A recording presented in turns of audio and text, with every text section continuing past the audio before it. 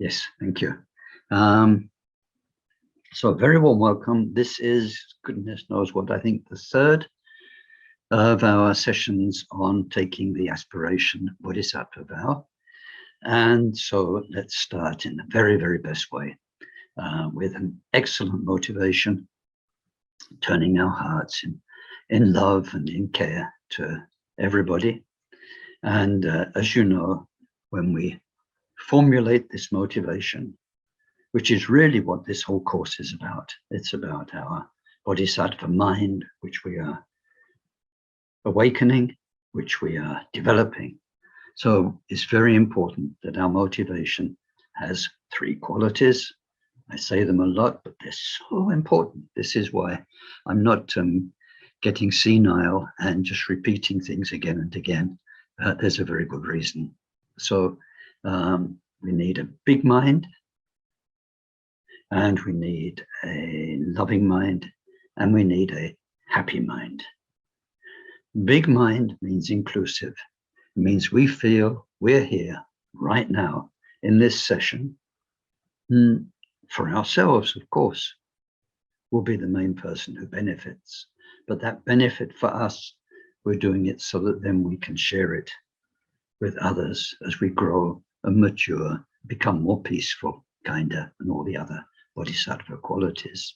So we include, in particular, those who've been important in our lives, our parents and our family, our siblings, our children, and those who've helped us and those who've harmed us. Anyone who's big in your life is part of your karma. It's very, very important to include them all in the bodhicitta, so with a big mind, and then gradually we extend that mind to all other beings.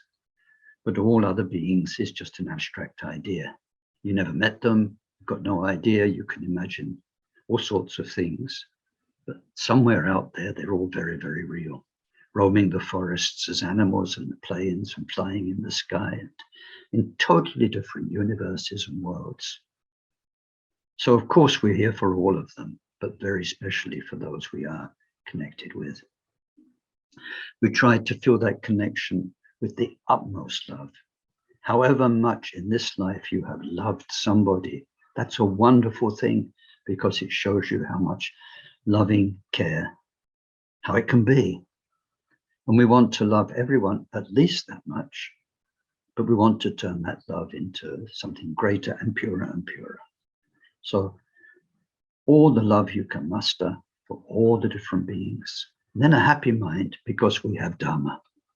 And all those beings, this life and our circumstances, wealth and poverty, health and sickness, friends and enemies, this body of ours, it goes. Everything goes, everything, except what you carry inside you from life to life. And we have Dharma, which is our very best friend, which we'll carry from life to life. And it will get better and better and light up everything from the inside, change everything. So let's do our prayers.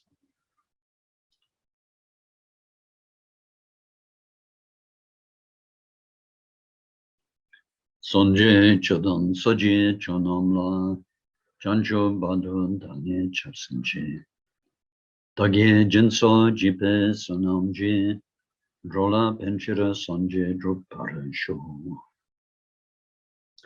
Samchan tamche dewa dang dewe jodang den parachoche. Doknal ji jodang tral parachoche. Doknal me pe dewa tampa dang men tral parachoche. Nyering chadan ne tang tralwe. Tanyom chempola ne parachoche. Palen sawe lama rinpoche, dagi chewara pende denshula. Kadrin chempo gone chesonte, kuson tuche, ngadrup saldo sol. Deyantan shame, shamawati shameta, shachomon, kuremom, kuremarasite karota ke ori. Te jovati oloyani vishudani male malapane kukure ka grase. Grasana o muki paramukia muki shametane sawagraha balanani krita. Sawa para prawadina vimukta mara pasha satapita buddha mudra. Anno gateta sava mare butsarita parishudipika santu sava mara kama.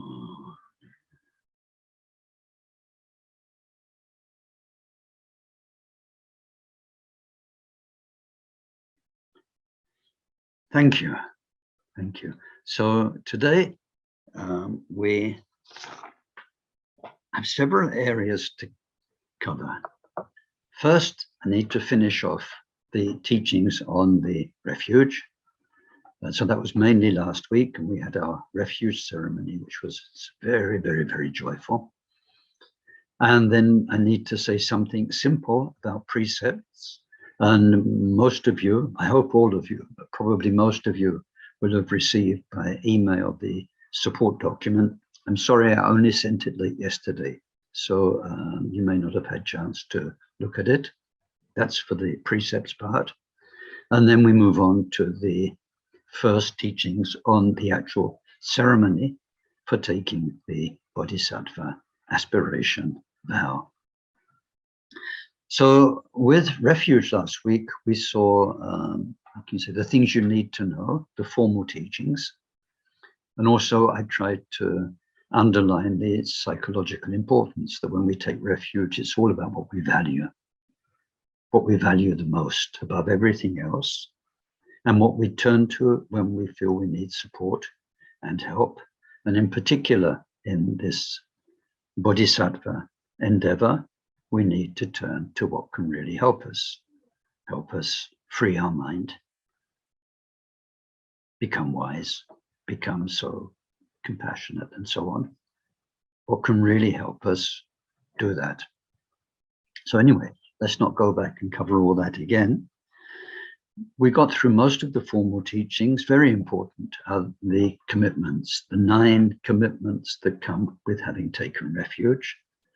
And so then what's left is about the benefits of taking refuge. And benefits in Tibetan texts are very, very important because, why are we doing this? What's the point? What's the outcome? What's the benefit? Now, all Buddhist texts pretty much, and especially the older ones, especially the Indian ones, come from a time when people weren't that much literate. So of course, if there's a text, it meant somebody did read it, but they come from a time when people learned things by heart. So they didn't learn acres and acres of explanations and commentaries by heart. They learned, and it was usually in poetry, so you could remember it better. Concise verses, lists. It's why Buddhism's got so many lists, key points, bullet points. And they remembered them so that they carried their Dharma inside them, not in notebooks, not in recordings, not in a cloud online some days, because none of those things go with you as you go about your daily life. None of those things go with you when you die. So the emphasis at the beginning was that whatever Dharma you learned, you put it inside you. You learned it. It's a lovely phrase, by heart. It became part of your heart. And so things like the benefits weren't unpacked and explained. We get a list of 8. Now, when you see these 8, your eyes might pop a little bit because you think, what? That's a bit over the top, or that's rather optimistic. So it needs some explanation, and that's why I'm here. For instance, those of you who took refuge last week, you might think, once you've taken refuge, oh, And now it says, once you've taken refuge, there's this and there's that. Did all of that happen last week? Have I got all of these benefits? So what we need to explain is that these benefits are there,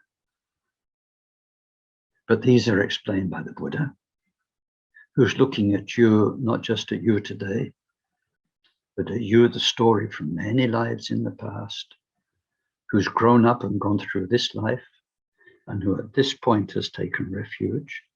And because you've taken refuge, from now on, throughout all your evolving story of breaking free from ignorance and confusion, and the way your mind is so drawn into worldly stuff, as we break free from that, and the clarity and the real meaning of Dharma comes in us, then step by step, all the way up to enlightenment, these benefits will emerge. And when we look back, if you could look back and see your story in 5 years, 5 lifetimes from now, you'd look back on that time of taking refuge, of committing yourself to the Dharma path, of taking the Buddha as your foremost example of all the spiritual people who grace this earth, and of turning to the Sangha for help. You look back on that moment of refuge and say, this is where all of that started, and you'll feel so grateful that you did it. So anyway, briefly, now you know that, what are the benefits? So the first one says you become a Buddhist. Now, Buddhist is a strange thing. I see a little cartoon on Facebook where somebody asked the Buddha, what is a Buddhist? No, the Buddha said, no, how can I be a good Buddhist? And Buddha replies, what's a Buddhist? So of course, as Buddha's life went by, a group of people around him emerged as his followers. So when it says, and so they had, I don't know if they had trouble translating this, but when they translated this into Tibetan, what are we going to put for this word? What have you become? What have you become now you've taken refuge? And the word in Tibetan, Nangpa, looks like, excuse me, insider. Now, it doesn't mean we're some sort of secret organization, right? Okay, psh, you're a Buddhist now, and sort of, we the Buddhists, us on the inside, us in the club. It doesn't mean that. It means you're somebody who's gone inside into the real meaning. It's a very, very deep translation, because once we start doing the Buddhist work of meditation and work on ourselves and understanding ourselves and so on, we'll see how much our whole being and our mind and our thoughts and our emotions and our reactivity and our defining of ourselves has been determined by out there. How our family project on us, what our parents made us believe, how they grew us up. And I remember the first time I really traveled, when I was 20, whatever it was, to India, 22, 23. I became so aware of how English I was. So embarrassing, because, well, it's not because English is bad, it's just because it's so limited. Just like the French are very French, and the English is so sort of English, and all the rest of it. When we realize how much our life is determined by out there, and how out there is so impermanent. And then the whole point is making ourselves go to a state of mind which is not dependent on other, but which is sourced from goodness within itself that will bring benefit to others. So different. So inside, one who has gone inside, you've become one of those through taking refuge and everything that was explained about why we take refuge last week. The second benefit is that refuge is like a foundation of a house.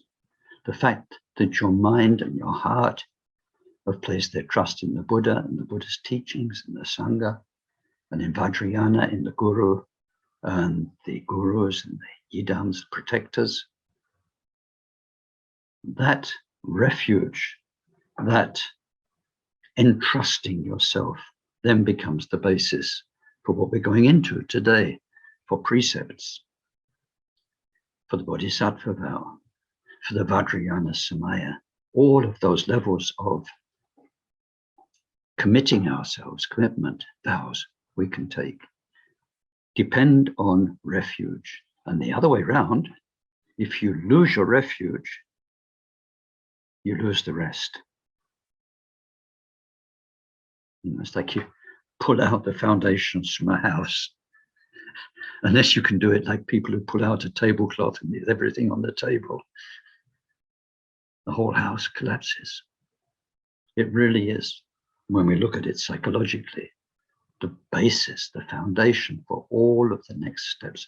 This is why refuge needs to be renewed and strengthened every day, many times a day. Is the fundamental step upon which the rest depend. Now, number 3 is where we start getting optimistic.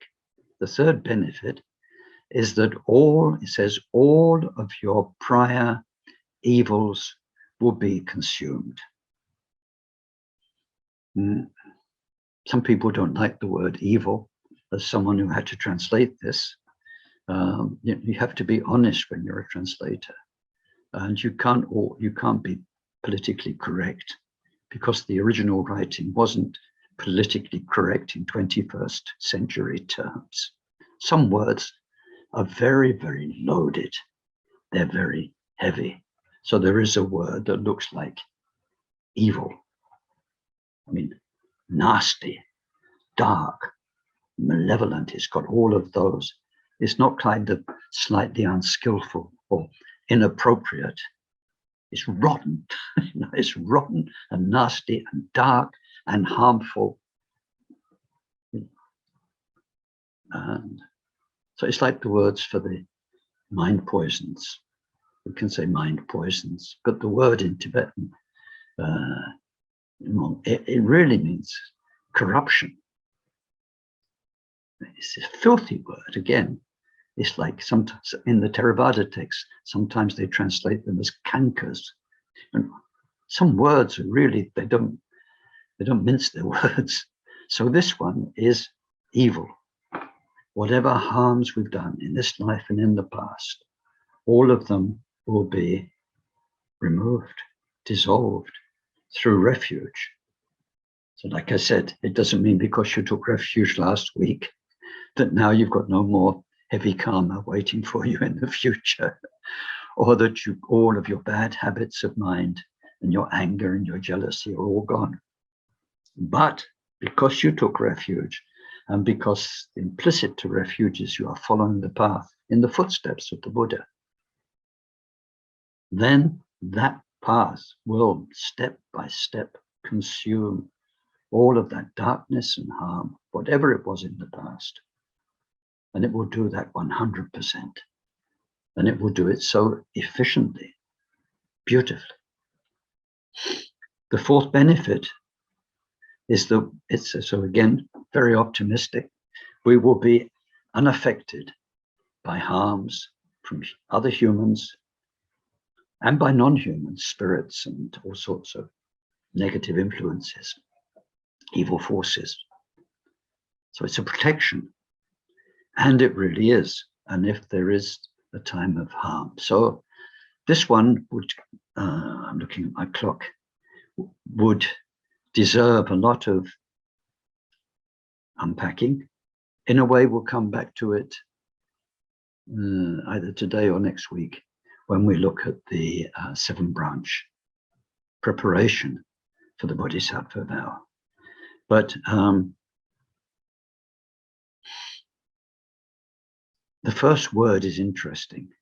We will be unaffected by harms from humans and non-humans. One of the prayers we often make, is may obstacles not arise on the Bodhisattva path. So this doesn't mean that from the moment of refuge onwards, no human's ever going to harm you anymore, or that no spirit or harmful force, Mara, is ever going to get at you anymore. Bit by bit, as we go along the path, of course, things will change. But even then, it's not saying there won't be stuff coming from the outside that most humans define as harmful. Sorry, that's not going to happen. I've said it in many of these teachings this year, but it's a real point of reflection. Buddha, 3 cosmic eons, hundreds and hundreds of life of a graduated path of purification, having gone through the 10 bodhisattva levels over at least one whole cosmic eon, where everything is so pure. And then Buddha, in his final life, still had hassles, big hassles, 2 assassination attempts, calumny, accusations of him making a woman pregnant, huge trouble from his cousin Devadatta that split the Sangha and took away more than half of his Sangha, more than half. So even Buddha had what people would call hassles, trouble. People would call obstacles coming from the outside. So in no way think that by anything we're doing in terms of Buddhist practice, we are going to sort out there. Out there, each person has their own karma. The world has enormous karma behind it, and we're in that world through our karma. The power of circumstances behind all of that is enormous. It's like an ocean, and you can't just stand on the edge of the ocean and push it back. But you can learn to swim. You can learn to swim and swim back to the beach. So this word, you will be unaffected by harms from humans and others. That's the key. And when we say obstacles, may obstacles not arise on the Bodhisattva path, part of the prayer is to have the good circumstances so that we can practice the time, the support, the money, and so on.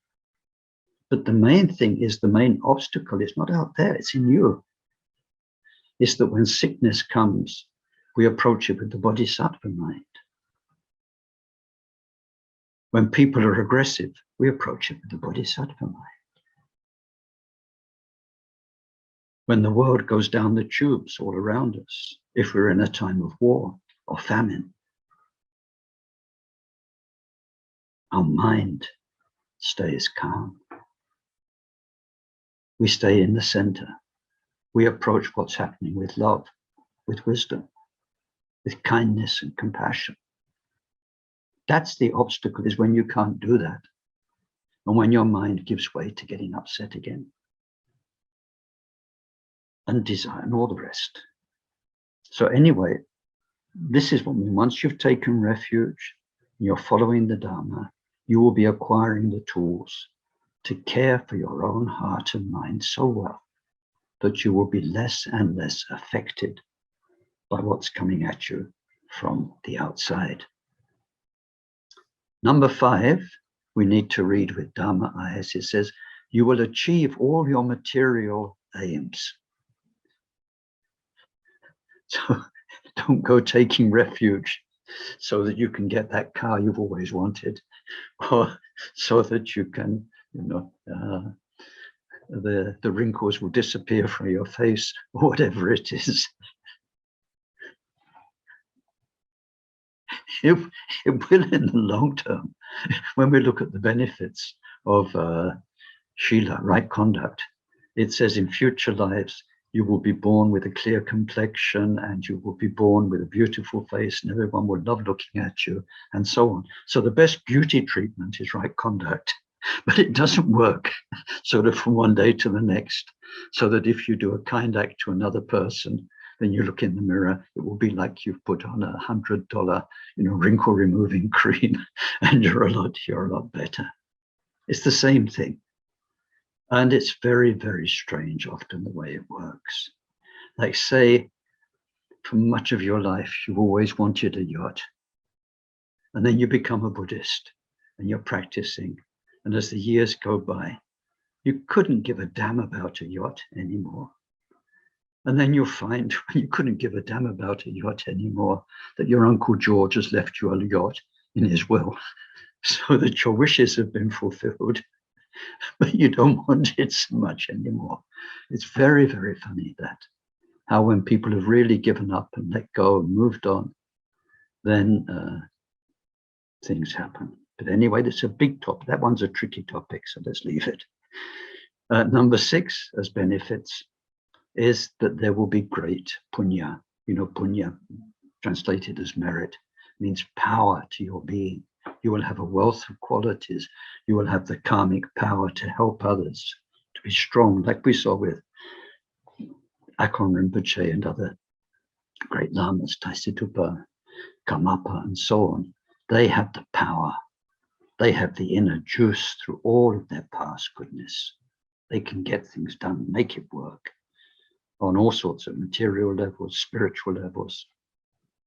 They have the power of speech so that their words have Dharma impact. People listen to them, long for them, remember them when they hear them. This inner power all starts with our taking refuge and we develop it. Number 7 is that we will not fall into the lower states. Same story, the path will take us away from bad rebirths. And especially if you remember, when we did the teachings about preparing for dying and what happens in between lives, when the mind is that open, then we can, if at that point we remember refuge, even if we're heading for a lower rebirth, the refuge can be like these modern jet planes. What happened a few days ago in the Mediterranean, one of these whatever it is, fighter planes, something went wrong off an aircraft carrier. It went into the Mediterranean. Fortunately, the pilot ejected. 300 million pounds. God. And now there's a mad rush to get it out before the enemy gets it and all the secret equipment that's inside it. So anyway, the pilot ejected. The whole thing was going 300 million pounds worth was going that way, but the pilot got out.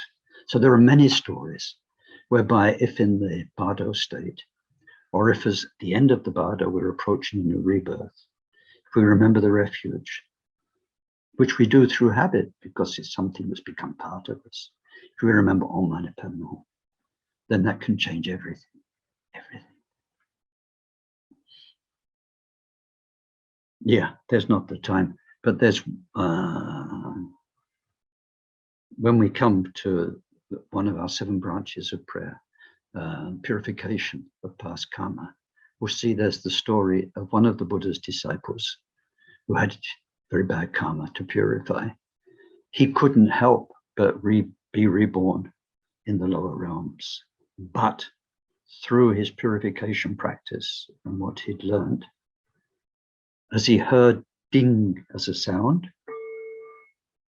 even though he was in a very dark and horrible place, it reminded him of the ring of the bell of the monastery while he was still alive.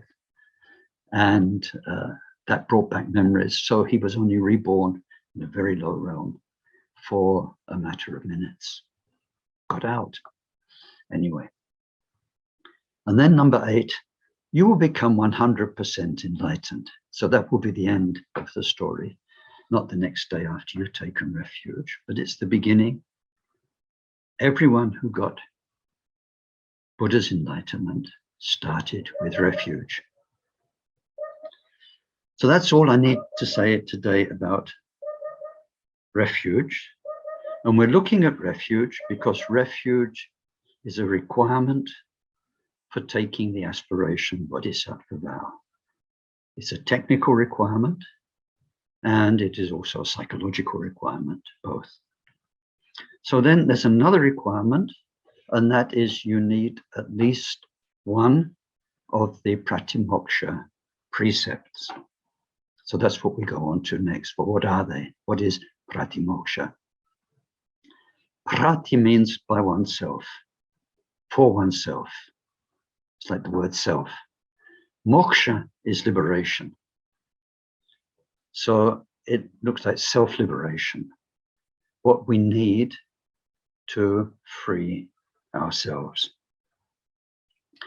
And so what I sent you is a summary. So there are the 5 root precepts, the 5 root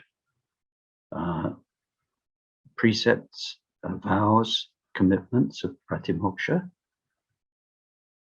So we need to take at least one of those if we take the Bodhisattva vow. Now, when we come to the ceremony, then you'll be asked in the ceremony to commit to one or another of those. Not to kill, not to steal, not to lie, not to commit sexual misconduct, and not to take intoxicants. They're the 5 sort of titles. So what does it mean to kill? And then we see that there's what would break the vow. It's called like cutting the trunk. If it was a tree, it's cutting the trunk or the root. And then what would damage the vow, which will be like cutting off a branch of a tree. So you've not lost it, but you've severely damaged it.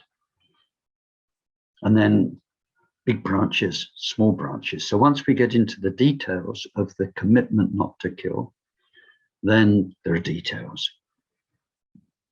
We don't have time for them today. It's not today's topic. But basically, you break the vow if you intentionally kill another human being. Of course, if you kill any other sentient being, it's not good. And it needs fixing. But it doesn't break the vow.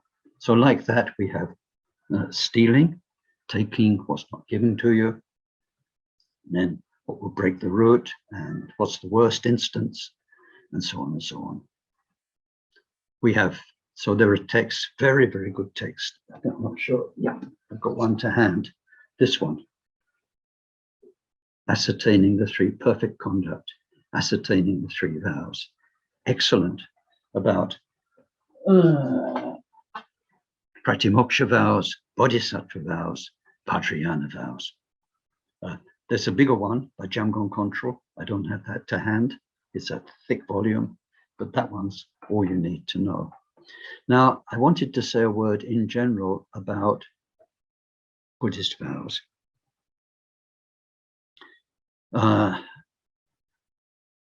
Some people might think, just as an example, fully ordained monks, they have 220 something vows, depending on the tradition. Fully ordained nuns, they've got 330 something. That's not fair. They've got 100 more precepts to observe if they do it properly. So we need to understand, did Buddha invent precepts, Pratimoka precepts? And the answer is yes and no, mainly no. Certainly they weren't the Buddha's idea. So with each precept, if we go to all the 300 and something for the nuns, at first there weren't precepts. The whole point was Buddha was Buddha. People, when they met Buddha,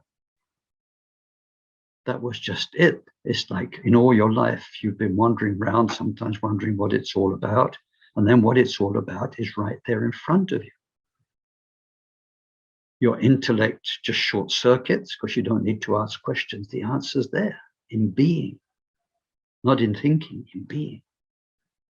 The answer of conduct is in every moment of the Buddha's mindful, graceful, loving presence. Everything was there. So when we look, actually, when people met the Buddha, we see the person who got enlightened in what enlightened meant in those times, in that moment, in those texts. Some took 2 weeks, some took 4 weeks. The one who got enlightened quickest was a queen. He said she didn't even have time to change her royal robes for any kind of nun's robes. She saw the Buddha and that was it. Done. Ayakemo, I think was her name. So people followed the Buddha and then they listened to his teachings about mind, about meditation, about the way we conduct ourselves. He didn't make rules. He didn't say you should wear these kind of robes and that. I'm sorry, I'm getting a bit diverted, but it's interesting. He said you should wear pure robes. Oh, pure robes. So what are you thinking now when Ken says pure robes? So pure meant they couldn't be of use to anybody else. It meant you got them from the rubbish tips. So there's a list of what's pure. Cloth that's been burnt, but you can salvage some scrap of it. Cloth that's been used by menstruating women and they've thrown away, that you can wash and clean, and that's been discarded by them. Cloth has been used to wrap corpses. Anything that will be of no more use to any other human being, you can collect the scraps and sew them together and then wash it thoroughly. And then you have to gather, plant, dye, to dye it. And the main thing being yukama, which is why they're the yellow colored robes. So pure meant that it was, and so how much that has changed since Buddha's time, where now, if you look at the Tibetan tradition, so many rules about exactly the cloth that you get, and then people offer lamas, they like to offer them, cashmere or silk robes and all of this. Buddha wore rags. His disciples wore rags. And so when you salvage bits of cloth, you can't have a pattern to follow. During Buddha's time, once there were so many people, then Ananda asked him, couldn't they make some kind of design? And so in the end, they made a design based on rice paddies. Anyway, that's a whole long story. But so anyway, Buddha did not make the Sangha rules. But bit by bit, people being people came to him and said, look, we're the Sangha. Now look, George over there is doing this. But Fred says he didn't ought to do that if he's a follower of the Buddha. Like George is carrying a knife to cut up the food he's offered in his. I don't think a monk should carry a knife. Should a monk carry a knife? Well, then Charlie says it's okay. So we're having a bit of a debate. What do we do? So Buddha, here we go. Okay, you need a rule. Okay, then yeah, it's better not to have a sharp instrument. And then bit by bit. So for each of the 300 rules, there is a story about something that happened and why people went to the Buddha and asked his advice. All of that was gathered together after the Buddha's passing in the first council at Rajgir. I don't know if it's, I went there a few years ago. Amazing place. Had a royal council in a cave. It was quite something. But anyway, with hundreds and hundreds of the Buddha's Arhat followers. So there they tried to remember and put all of those guidelines the Buddha gave together. And that's when the Vinaya emerged. So anyway, it did emerge. And then we don't really have any written records until at least 600 years after the Buddha of the Vinaya. But that has grown and developed with Buddhist cultures. And so now we have very clearly classified lay precepts and ordained precepts. And the piece of document I sent you is about that.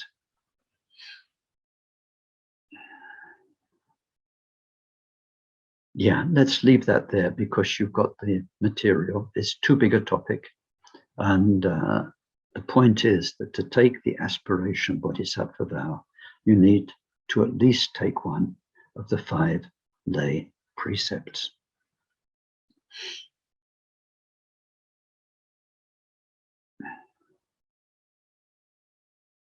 There are 2 prerequisites.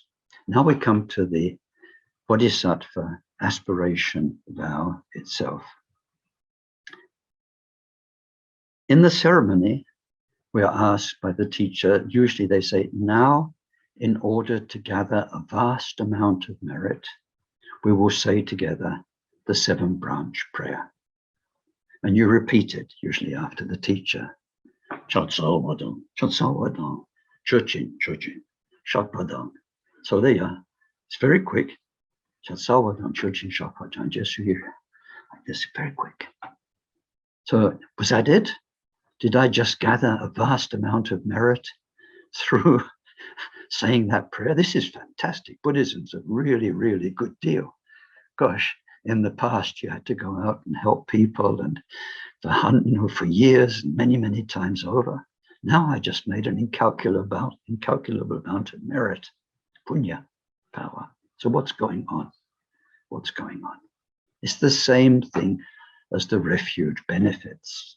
We are being shown, it's like an empowerment. We are being shown what the Bodhisattva vow is. And as we take the vow, we are uttering these 7 areas of practice through one tiny phrase of what we will be really doing afterwards. So let's consider the first of these. It's Chatsalva, which means to pay homage. There's a material and there's a mental side to this. So there's prostration. So we can, sometimes it's translated as I prostrate.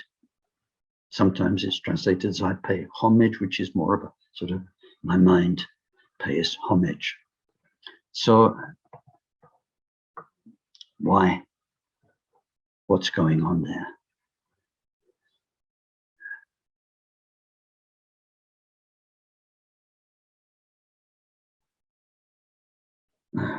Coffee break, just a second.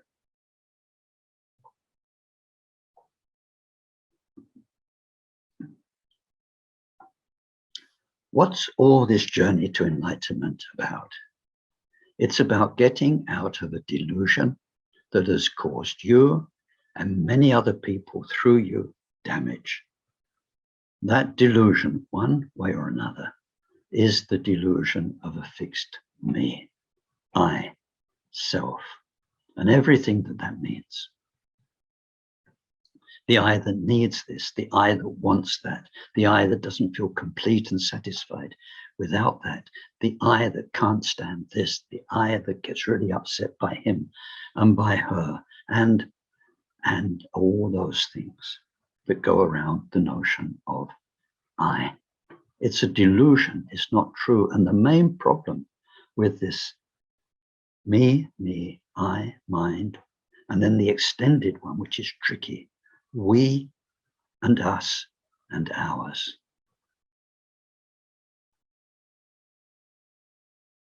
Yeah, that's for another day.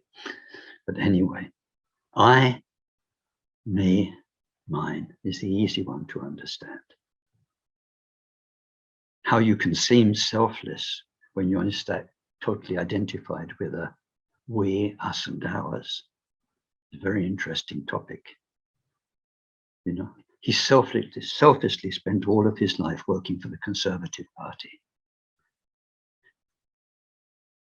Was that selfless, or was the self the total identity of a conservative, or a communist, or an anarchist? Doesn't matter. I'm not against one or the other, officially. So then, but I, me, mine. The main problem is that that has put a wall up between us and what we really are, Buddha. It's stopped us giving and being kind to others because we have self-interest, and so on and so on. So our path to enlightenment, when we take the Aspiration Vow, means getting rid of I, me, mine, bit by bit, in a kind, in an intelligent, wise way, and gradually opening up to the natural goodness that's always been there. Now, these 7 branches of prayer are remedies. 7 branches of practice are remedies to the mind poisons, kleshas, cankers, poisons, mind diseases that stop this happening. So the first one is pride. Pride. When we look into pride in Abhidharma, it would be hilarious if it wasn't so real and so damaging. You're proud because you are better than somebody. And I say you're a very good pianist, and then somebody's not a good pianist. You're proud because you're better, which is ridiculous because there are other pianists who are so much better than you, and you're just rubbish compared to them. There's pride where somebody's the same as you, but you feel better than them because of your arrogance. And then there's pride where somebody's better than you are, but still you feel superior to them. I always think of people in pubs discussing politics with a pint of beer and saying, yeah, look what the Prime Minister's done now. Yes, stupid, isn't it, like this? You just imagine you give those people the country to run. What are they going to do? It's going to be a mess. But they feel superior. There are Buddhists who judge lamas, who sort of look down. They like their own lamas, but then other lamas they can look down. It's strange, strange. Those who've got so much more than us, somehow we still, it's a defense mechanism. There's all sorts of psychology behind it, but we feel better. So we get like that. We get 7 sorts of pride that stand in our way. So the prostration is a wonderful thing because you can't get any lower than the floor, and you put yourself down on the floor in respect to what you acknowledge is greater and better than you are, the refuges,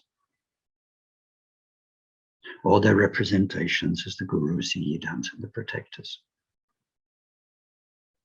Not only that, when we do the prostration properly, then, as you know from the refuge, then when we put our hands here, we feel we hold this beautiful white lotus made of light. Our hands become like a lotus flower. And in that lotus is a shining jewel of light, white light. And this is how we are envisaging everything our body is and can do, from the fact that we can see all the wonders, hear the sounds, taste the tastes, smell the smells, feel with our nerves. And not only that, our body has its inner energies. And when we meditate, we start to feel the harmony, the bliss, the peacefulness. All of this is due to being in a body. So all the gifts this body gives us every second, we think of in this as being this white jewel inside a white lotus. And as we make the prostration, we dedicate this in service to all beings through the guidance and blessing of the Buddha, Dharma, and Sangha. Not the eyes for me, to just enjoy and to eat and to touch, not selfish pleasure, but this body as a most amazing set of equipment for getting you enlightened and for serving other beings. So we offer the jewel of our body, and then like that here, as a red jewel in a red lotus, the power of speech to learn, to communicate, to interact, to express. Beautiful power of speech and learning. Then we recognize how powerful and how meaningful the speech of the Buddha, the Dharma. So we are humbled, and then we offer this gift of speech in service to everyone, and in particular to our own enlightenment. And the same, when we come here, our mind is blue jewel, and our mind which can think and so on, feel, understand, then we're using that not for selfish ends, but what a wonderful tool to offer in service to everybody. And then, having thought those three things in the three places, then we place everything we are in humility and in respect, and we feel respect for what we're prostrating to. And this, bit by bit, erodes our lifelong habit of arrogance, of pride, conceit, and a sense of entitlement for this impermanent karma that makes us have what we have now, be who we are now. So anyway, prostrations, and at the same time, through the prostration, a homage. So as we practice prostration and homage, then it's very important, as part of the Bodhisattva training, it's what we're taking the commitment to do, to really learn about Buddha and Buddhist qualities. We're not just respecting it because we're Buddhists and Buddhists respect Buddha. Real Buddha is, as we said last week, is the three kayas. It's the truth of Buddha nature in us all. So what is that? And the more we learn about it, and the qualities of bodhisattvas on the different levels up to enlightenment, the more we naturally have respect, because we see qualities we don't yet have and that we're going to have. It's very inspiring. Pride, which comes first in these 7 branches, is going to be your worst enemy as you go along your Buddhist path. The other ones are more obvious. They're dangerous. Getting angry is dangerous, can lead you to do all sorts of horrible things to other people. But it's very hard not to see it happening. I mean, you feel different, you get all tense, sometimes your face starts glowing red, and your whole biology is angry. People's reactions to you as well. So anger is dangerous, but it's obvious. A bit less obvious, but still obvious as time goes by, is desire. We feel our mind reaching out to things one way or another. Attached, even attached to Dharma experience, meditation experience, and so on.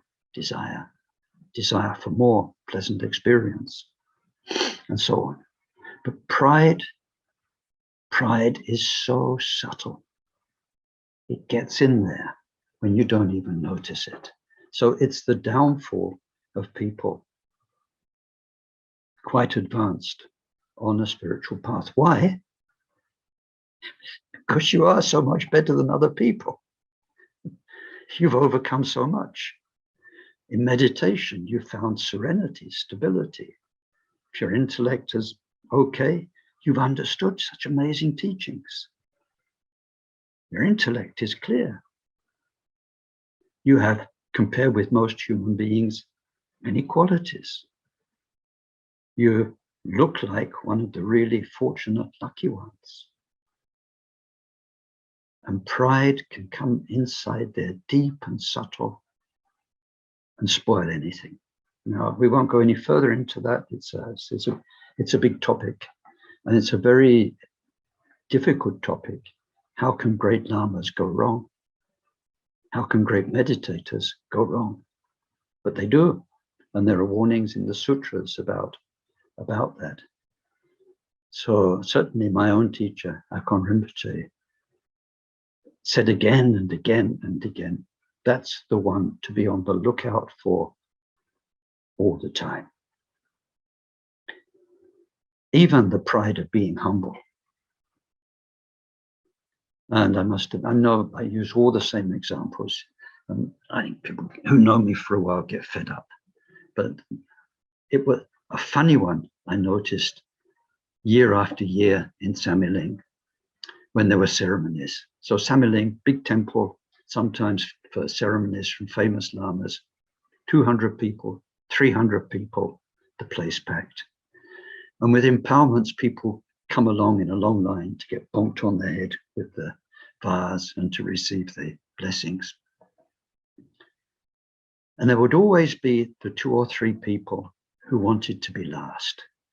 Their mentality is, I'm going to be the last one to be enlightened. So, I want all sentient beings to get there first. I'll be the last, which is a noble thought. It's one of the 3 Bodhisattva attitudes when it's pure.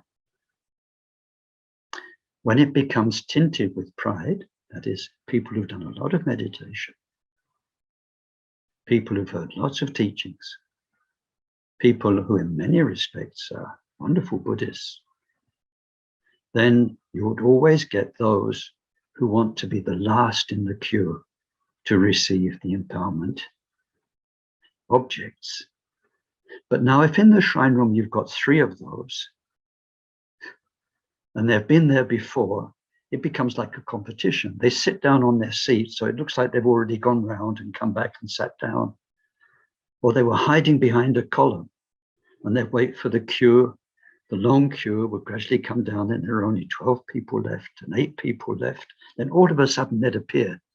They'd get up off their cushion. But then another one would appear from behind the column. So it became a race to be last. I mean, it's the utter opposite of what all of that is about. So this I am humble is an I am thought. And we can make a persona which is proud of being humble. Oh yes, I'm probably the most humble person in Samiling, kind of thing. So anyway, the reason that we will practice homage and prostrations, and then not only just now when we're beginners, and not only while we're still in human reincarnation, because we're obliged to through the power of karma, but when we look at the 10 bodhisattva levels, it says there we'll be, well, doing several things, but one of them will be still developing this mentality because we meet hundreds of Buddhas and Bodhisattvas. And each one of them has new qualities that we hadn't felt before, hadn't felt to that depth. So this appreciation of just how vast and amazing the pure mind is, what we call the pure lands, the pure dimensions, stuff you could never have imagined. And the wonder and the openness and the humility of not just getting stuck on your laurels with whatever small achievements you've managed, but being open and receptive. So important. So not just while we're being incarnated as humans and humans, but afterwards in the very pure levels of the Mahabodhisattvas, this quality of openness, of absence of pride, will be something to be developed more and more, more and more. So at the beginning, we need to do prostrations, and we need to really learn about what needs our respect for our own benefit. So the first of the 7 branches of practice, expressed in the 4 words, Chat Salwa Dang in Tibetan, when we take the Bodhisattva Vow ceremony. If we take it knowingly, then even though we only say 4 words, or in English, just, I prostrate and pay homage, we have an idea of what this really means, not just now in this moment, but this is the path we are entering into. Oh, by the way, I got some queries last week about the Refuge Ceremony. There are 2 traditions, and one of the 2 ways of taking Mahayana refuge is a 3-day ceremony. And so what we did last week was the essence of that 3-day ceremony. So the words we used, the mind steps we went through, preparing ourselves through the teaching, taking the ceremony through the repetition, and then afterwards feeling really joyous about it. In the 3-day ceremony, they take 3 days. 1 day preparation, 1 day vow, 1 day rejoicing.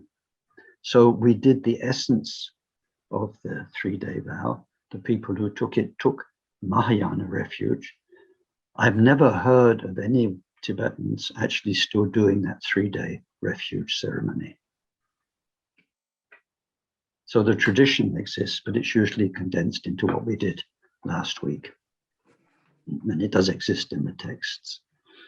What Akon Rinpoche used to do sometimes, and that's for instance what I did in whenever it was, 1972, when I took refuge, we had to do a 7-day retreat afterwards to really consolidate what we'd done. It's very good. So anyway, prostrations and homage is the first of our 7 branches of preparation. And then the next one is praise. So we say Chat Salwadam, Choshin, 2 words in Tibetan, I praise. So in Buddhism, in Tibetan Buddhism, there are lots and lots of praises. In Vajrayana practices, most of them in the preamble to the actual practice, then we have offerings, when we make all of the mudras and so on. And then we have praises, praises for, like if it's a mandala, everybody who's in the mandala of the deity. And so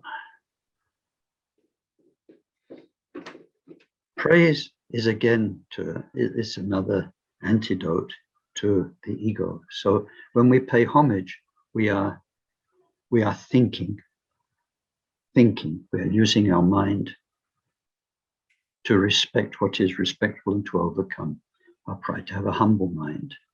When we praise, we are using our speech. And we're overcoming the age-old habit of, if there is one, I imagine there probably can be, of putting others down and putting yourself up. So when we come to the Bodhisattva training,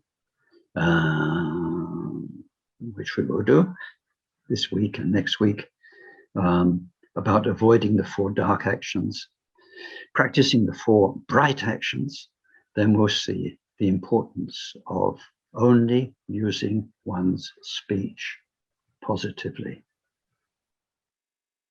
Whether other people seem to be at fault, whether they really are at fault or not, we have a short period of time, life goes by so quickly, in which to remedy age-old habits of speech that nurture pride and that lead to anger, that lead to all sorts of problems, that lead to damaging other people by getting them stirred up and worked up. Our speech from now on should be only like a medicine. When people hear it, it should be things which are heartwarming to hear. We only speak of good things, of other people's qualities. We don't put people down. We don't put ourselves down. We just look for goodness everywhere. And so in particular with the praises, then the qualities which are present in Buddha and Dharma and Sangha, we use our speech to praise. And this in turn purifies our past harmful actions of speech in this life and in previous lives, whereby our speech has been like poison, has been like a weapon.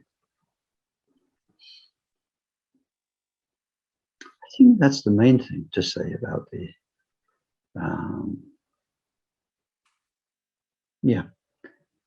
I wanted today to go on to another third branch of practice and the third branch of the prayer. Second.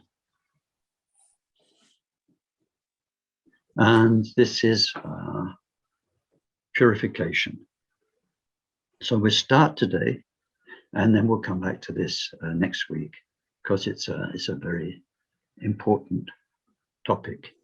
Now, what you'll find here, if you got or you come across translations of the 7 branches, is it says confession. Confession. Now that word is loaded. And I don't like to use it. That said, it's very hard to find one English word that really covers this topic. And not only that, if people are seeing in nearly every other book confession, then if I put in my translation something different, they might not realize we're talking about the same thing. So if I go back to this Tibetan Chat Salvadam, for 4 words, I prostrate and pay homage. Churching, I praise. Shakpa, just 1 word. Shakpa in itself means to set down. And it's short for setting down a burden. It's like you've been carrying a heavy burden a long, long way. And now you can take it off and set it down so that that weight is no longer burdening you. And not just set it down to pick it up again, set it down forever. So what is the weight? It's the weight of your past karma. And also within the karma, we have the mind and speech karma, whereby we have tendencies to think in a certain way, harmful way, to speak in a harmful way. So those tendencies, see, we've got karma from the past, which is just now quiet. We don't know what karma will ripen tomorrow and bring new circumstances into our life. That kind of karma, we've made it in past lives, sometime in the future is going to manifest. There's that cause, quietness, nothing happening, sometime in the future. Manifestation karma, that's a burden. Difficult burden because we can't see it, we can't touch it. And then there's the tangible burden, which is our own mind's habits of harmful thinking, harmful talk inside our head. That's tangible, that's ongoing, that's a burden. The more you learn to meditate, the more you'll know what I'm talking about. It can be very, very subtle as well. So this burden that we've been carrying, which is our samsara, how can we purify it and get free from it? Like putting down a load and then leaving it by the wayside and carrying on without it. So Buddha gives us, he gives all Buddhists, of all traditions, four methods for purifying.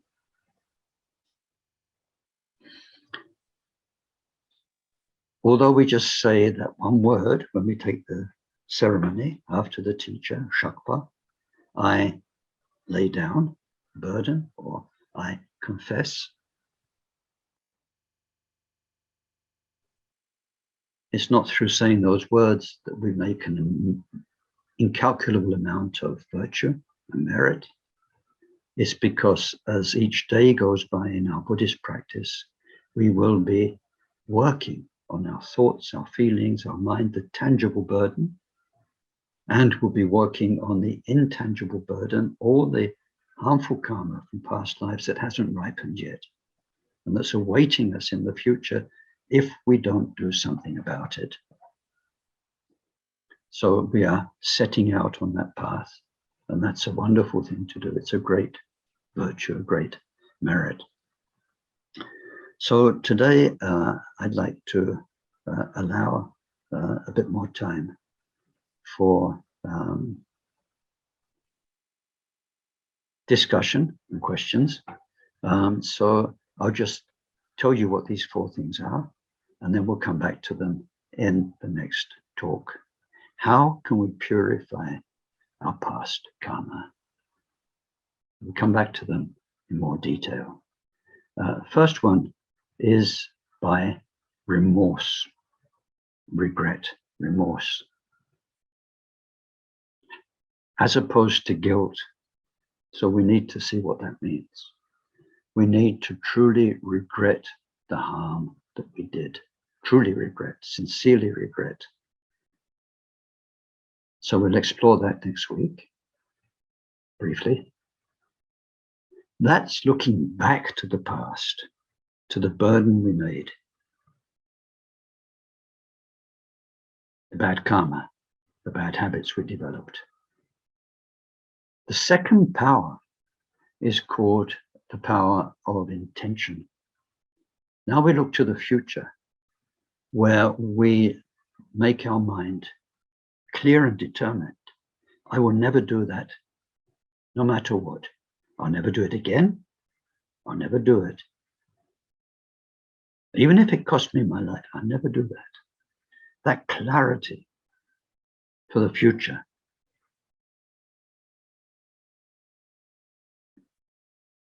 Purifies karma. For instance, if you killed in the past, and then you take that vow and you really mean it, and the whole way you see yourself, I'm never going to kill any living being, no matter what it takes, then that purifies your past karma of killing. So that's intention, second power. The third power, which we use a lot, is called the power of, what's the best word?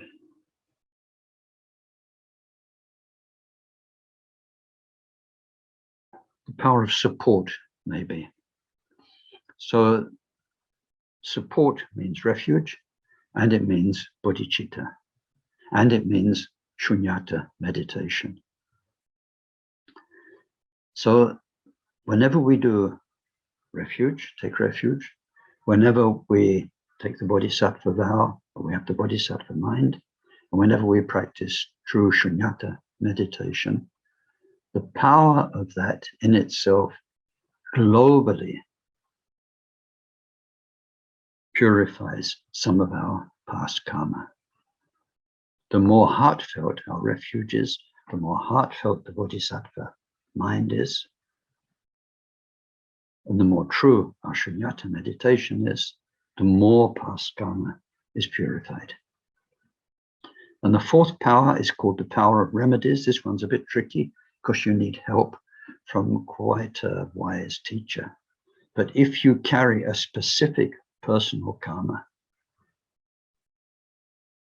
sometimes we can go to a teacher who has some clue about how we made that karma in past lives. And then they will recommend, in your case, if you carry this karma, then, and they might give you one or sometimes 2 or 3 practices to do. They might say you need to do 100,000 Bodhisattvas, or if it's a physical karma, they might say make or have sponsored the making of Buddha statues. You need a really, really good Rinpoche for that one. So we have 4 powers of purification. And we'll come back to those next week, because when we say in the 7 branch prayer, then I purify, or if you use the word confess, or we set down this burden of past karma, we should know that having that in mind. See, it's beautiful. In the Bodhisattva Aspiration Vow, you are seeing you as you will become more and more. You're seeing the light of your future, and you're believing in it all the way up to Buddhahood. Making that certainty, that image, firm inside us, seeing who we'll become, is so helpful in dealing with what we were and all the habits that we carry. So this 7 branch prayer is an expression of these 7 areas of practice, which are what we're going to be doing. So let's dedicate now and have some time for discussion and for your questions. Sonam diye tamche zikpani topnenye pedranam pamchene jega nachipalap trukpaye sipe sole drowa drowarasho jancho semcho rimpoche majepanam jejochi jepa nyampa mepadam kongne kongdo dalwarasho.